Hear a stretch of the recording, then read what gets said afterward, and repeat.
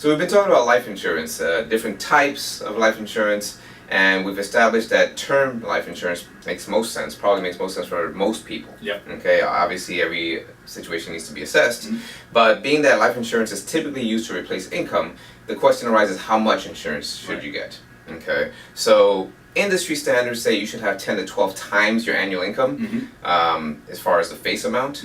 So for example, if you make $60,000 a year, the industry would say you probably need about 600,000. Right. Okay. Now that varies because these studies are based on the married couple with 2.2 children. Right. I don't know how you get 0.2 of a child, but that aside, you should address your situation individually. If there's a big disparity on breadwinner, so she makes a lot more money than he does, or vice versa, that's going to skew the numbers a little bit. But again, 10 to 12 times your income is a pretty good barometer as far as if you need life insurance, how much you should have. Right.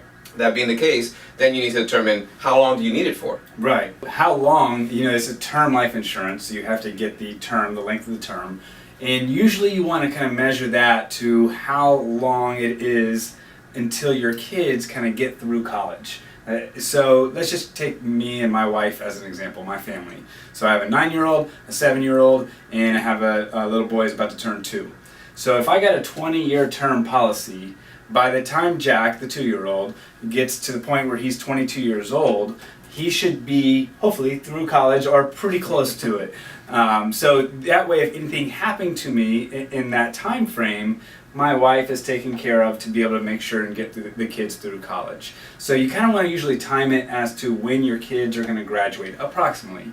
If you don't have any kids, then you have to make sure you're eligible for if you really need life insurance. But if you, let's say you're married and you're planning on having kids, then you may want to go a little bit longer, maybe 25 or 30 years. So we always say seek advice from a financial advisor, and go from there. Thanks for tuning in. Hope that was helpful. We'll see you next time. A minute. I got it. Like a honey.